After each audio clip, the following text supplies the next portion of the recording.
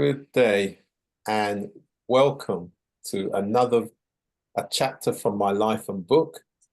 And I'm really pleased today we have Lenore D Greenaway. Good day, Lenore. How are you?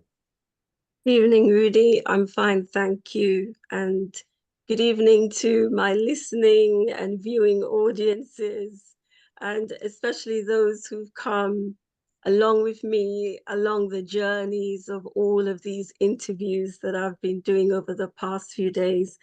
And thank you, Rudy, for having me on your program. I'm honored. Thank you. And today we're going to talk about two of your books, A Glitch in Time and Caterpillars Can Fly.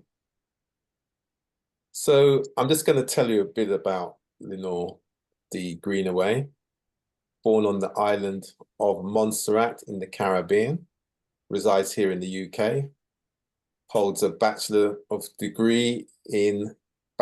Arts degree in primary education, having spent over 3 decades in teaching in the area of particularly with primary young people.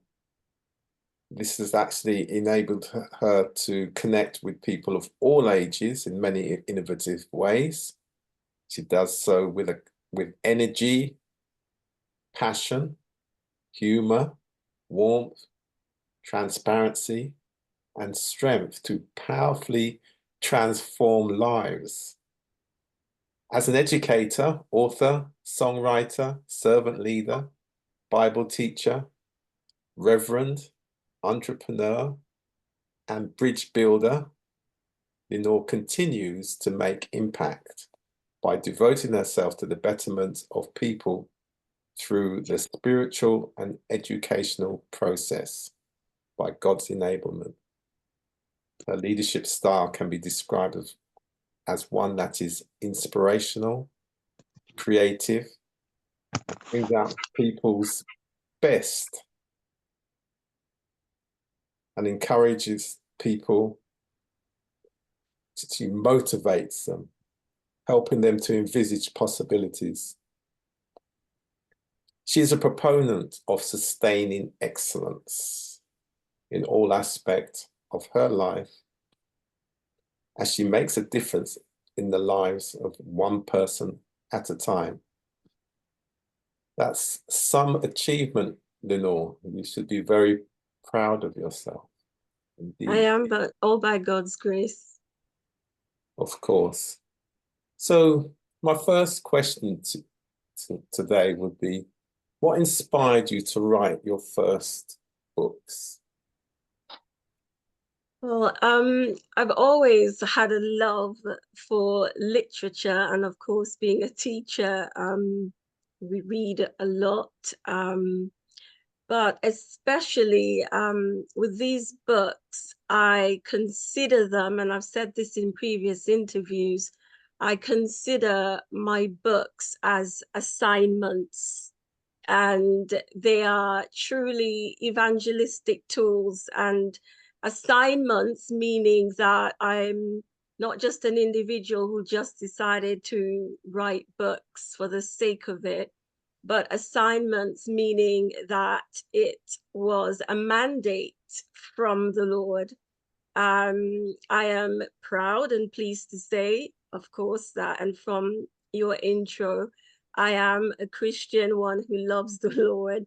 And actually, on the 21st of October in 2016, I had an encounter with the Lord. And in this encounter, he actually said to me, and these were the exact words, with the pen of destiny, you will write many books. And I've had many prophecies over my life, but I've had that myself, my own encounter, and ever since I was a child.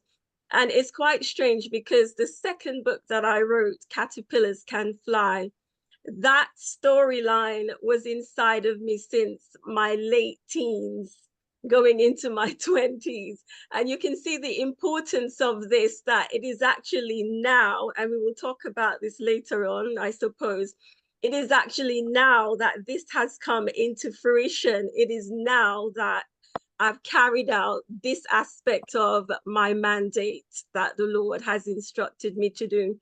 And so it was an exciting journey to have actually written my first two, and I was just not satisfied with only one, because I need to actually fulfill my mandate, and I am many books behind time. So yeah, so I often say my aim is literally, and this might sound really crazy or unrealistic to some, but my aim is to write 100 books, and I've literally got those titles. So I suppose people can understand that I've written two in one go, and I've got many more to go. Indeed, you have. So what were the challenges that did you face while writing your books, and how did you overcome them? Yeah, so actually, and before I get to that, I I just want to speak a bit about both books themselves. So first of all, the first book, A Glitch in Time, and you mentioned me teaching for over 3 decades, and I've seen the rapid development or advancement in technology, etc. And I'm a sci-fi fan. I love futuristic stories. And I just thought, wouldn't it be intriguing, and being in the education field for such a long time, that wouldn't it be intriguing to write a futuristic story? And thus A Glitch in Time was birthed, but actually thinking way ahead into 2050, what would education be like? And in terms of the challenges, one of the challenges here, and because the first book is actually a graphic novel, and most people are aware of graphic novels, but for those who aren't, it is a visual form of storytelling. And that in itself, and because of the nature of the book, thinking ahead, a term which you love to use, Rudy, and going into the future, it's quite difficult for someone to get into my own head, especially the illustrator, to get exactly, or to put on paper exactly what I have envisaged in my mind. So that in itself took many edits. So over the course of developing and writing these books, my patience has improved tremendously. And also not just patience, but my resilience as well. So that was the greatest challenge. And with Caterpillars Can Fly, it was much easier in terms, because it's a normal storybook, so to speak. And what I love, and I need to backtrack in terms of the messages in A Glitch in Time, for example, and not just about anticipating characteristics of school life and education life in the future. It's also about the supernatural aspects of God, which wherein we live in a world where young people are hungry, so to speak, for that aspect, and instead of getting it in the right way, so to speak, and without it being harmful to them. Here, it was my duty, I felt as well, to introduce God in a different element. Um, with Caterpillars Can Fly, one of the challenges was actually in dealing with a publisher like Amazon as well. There are constraints put on you. So my skill of summarizing had to be drawn on, because there are limits in terms of the numbers of pages and all these other policy issues and admin issues, which I won't get into now. So there were times where I had to do many cuts or changes, which was not easy, because you've got a particular plot in your head, and you've got to curtail it, so to speak, in order to fulfill these. I've had issues of self-doubt, but not a lot. Being my first books, you're thinking, are children going to enjoy it? Even though I have a pretty good idea as a teacher what children do enjoy, but you still have those self-doubts and questions. But what really helped me and my publisher, Joe Benjamin, is that children read my books before we actually published, and it was a positive. They did enjoy, so that in itself was pleasing to me. And I did mention prior that God has blessed me in terms of being a creative, and I literally get downloads from him. So I can't take all the credit. I always say that I am a conduit um, who God uses, because when I sit to write, the ideas just simply flow, and they're not mine, they're really his. So my biggest problem is always cutting down and summarizing. Okay, so how did you develop your characters, plots, and titles? Ah, that's a good question. Um, I spent a lot of time, like, fleshing out the characters, etc., and their motivations.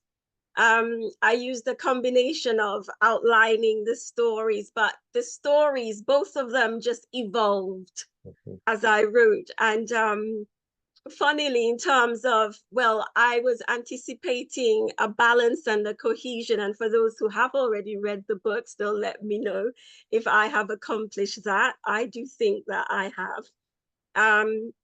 In terms of the titles, some people would write and then get the title. Mine is the other way. I had the titles of the books before I actually wrote the entirety of both plots. And the titles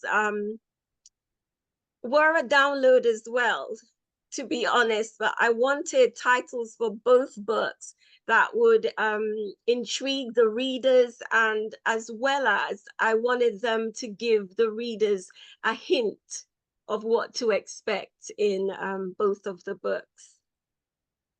Excellent. So what message do you hope readers will take away from your books? What will they gain? You've partly alluded to it already, but could you just give us a little bit more detail? Quite a bit. If I were to summarize, I mentioned this, the importance of resilience. And whenever you're doing a project, just never give up. And I guess it's the power of self-hope and belief, self-belief, sorry, the power of hope and self-belief. If you don't believe in yourself, it's just never, ever going to work. So that is absolutely fundamental in this process. And no matter how challenging, no matter how difficult life gets, just never give up and see the expected end. And I've had so many challenges that I cannot speak about on this platform, but almost to the point of the books not being publishing even yet. And you're aware of some of them, but it is only by the grace of God, and that nothing is impossible with the Lord. And you just have to maintain that positivity, even though there are opportunities to be pessimistic and to be doubtful. But one thing is for certain, and I've always said this, if you're mandated by the Lord to do something, yes, that's his stamp of approval. Yes, and if he gave the vision, he certainly will make the provision. And go on. I'm going to say, of course, and as we always say, utilizing those God-given skills. Yes, absolutely. That's what it's about. Absolutely. So what advice would you give aspiring authors? And do you have any plans for future writing projects? I know you've mentioned about another 98 books to go, of course. But you know, over the next year or so, what do you intend to do? So in terms of advice, and this is advice for myself, I've heeded this, and this is why I'm at this point where I am living out my dream and my mandate. I had to destroy procrastination. And I'm Okay. sure those of us on here know we are acquainted with this word, procrastination. And as I said, with Caterpillars Can Fly, I had that plot inside of me for decades. I don't even want to let that out of my mouth because it's so long. But I want individuals to look at it as um, an encouragement that it doesn't matter how long your vision is on the shelf. Once you're resolute, then you take it off the shelf, so to speak, yes, and make it real. Um, Destroy procrastination, no matter the challenges, no matter what's happening in our lives. Life is so busy. My life and the things that I do, it's extremely busy, and being around family and whether church duties, all of these things, you do have to pull yourself away. Some people may not be happy about it, but in order to fulfill your dreams and your vision and live out your destiny, you do have to make decisions, tough decisions, I call it.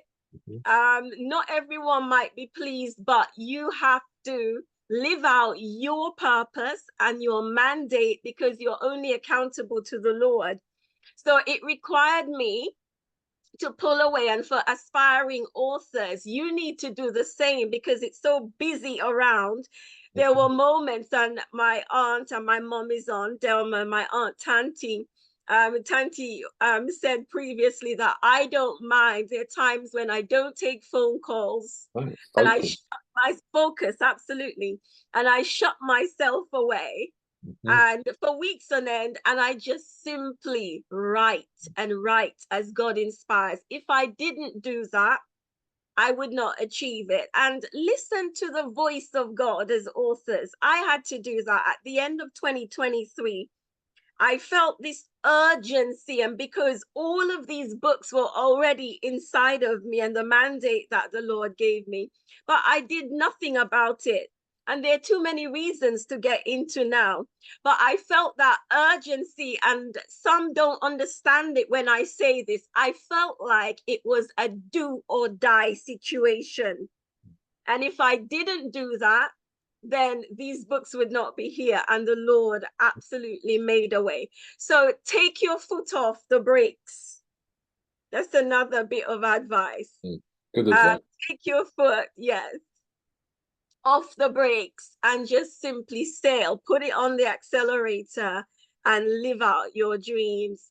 And in terms of, you ask about plans, future plans, I've got my other 98 books to go. But these are my two. The third one is already on the way.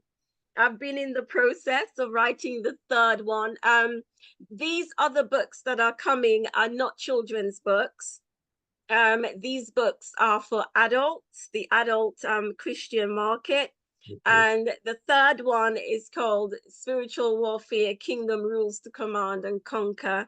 So that's quite exciting. It's still a lot of hard work, and but the Lord is good, and I give all glory to him. I hope that helps someone in some way or the other. I'm sure it will.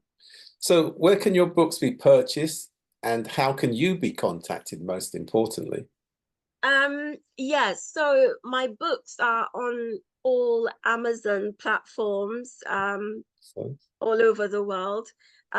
They'll soon be available on another, but I won't mention that now. And I also have my own website, which is lenoreLightonline.com. And so if anyone visits my website, they can see the links for also purchasing the books or going on Amazon. And there are many other things. I'm encouraging everyone to visit my website. It will encourage you.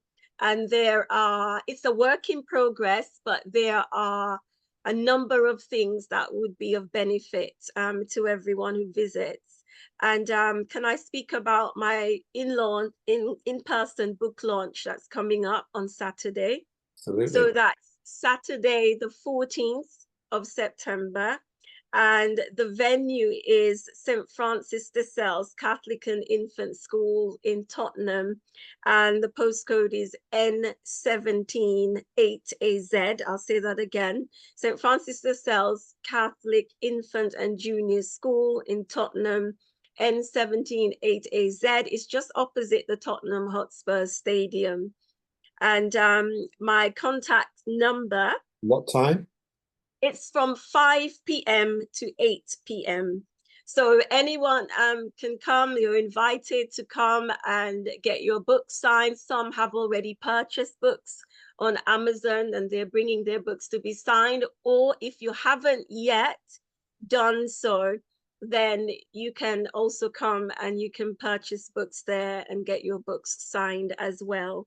And my contact number is 07494 167198.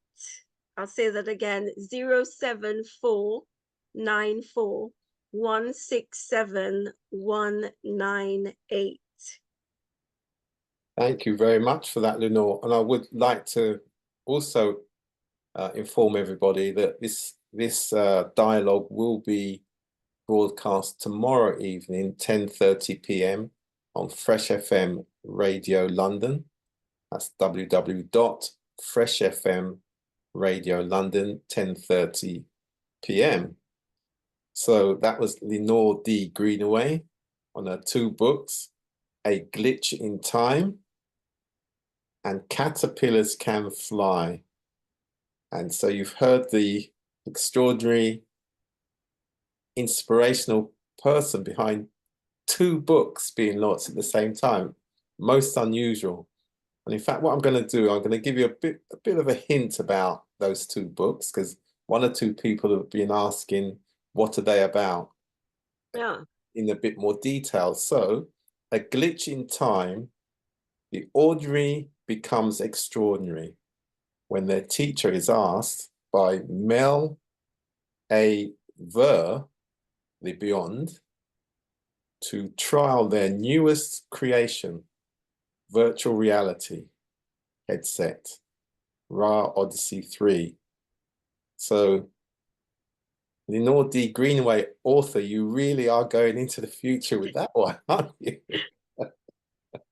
I am. Can I just say on that book? So Yeah, not only is indeed. it futuristic, as I said, and anticipated characteristics of school and education life, there's always a dialogue between God and science. I wanted to highlight the fact that there is no conflict, there is no opposition between God and science. And with our young people, especially, I want them to know that science is actually the discovery of God in science, and that God is the answer and science isn't.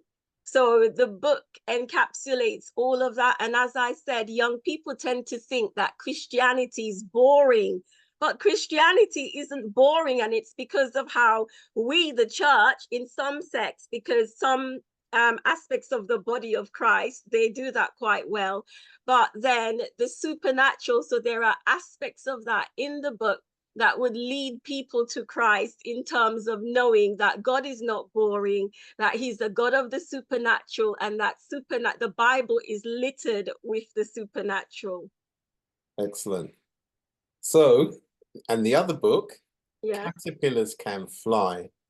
Join Caleb, one of my most favorite characters, Caleb, a Yeah. small monarch caterpillar on his journey of discovery as he grappled with the fear of transformation.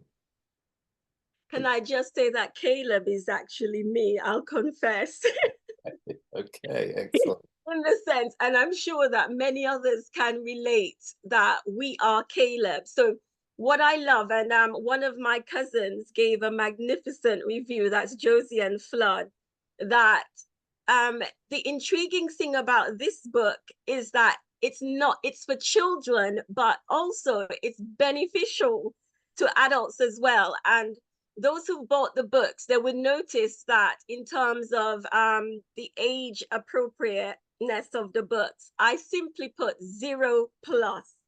Yeah. Now, as a teacher, some would find that a bit shocking, but I often think out of the box, and I don't believe that we should be constraining or that we should be limiting children, because all 5-year-olds are not the same. All 7-year-olds and 8-year-olds are not the same. So I didn't want to limit anyone. But caterpillars can fly. I'm not going to give away anything in the story, but it encompasses issues which both children and adults face today, issues of fear, issues about our purpose, issues about identity and such likes. And I wanted to write a book that would address these issues in children's lives, which I see all the time, and also in adults. But the essence of this book, really, Rudy, is to connect people to their purpose, because one of the worst things in life is a person living without knowing their purpose, because in fact, purpose is actually direction in life. And so I'm anticipating all the wonderful stories and lives that will be changed as a result of these 2 books. And please, can I ask everyone, a lot of people have been purchasing books, etc. Please leave reviews on Amazon, whether it's in America, Amazon.com, or here in the UK, Amazon.co.uk. And also there's provision on my website, LenoreLightOnline.com, to leave reviews and how lives have been changed and testimonials as well. So thank you in advance for doing that. Thank you very much, Lenore D Greenaway, author. Thank you. And we look forward to seeing you again very soon. And very well done. Excellent work, as usual. Thank you. Thank you. And good day, everyone. Thank you. Goodbye, everyone. Thank you for joining.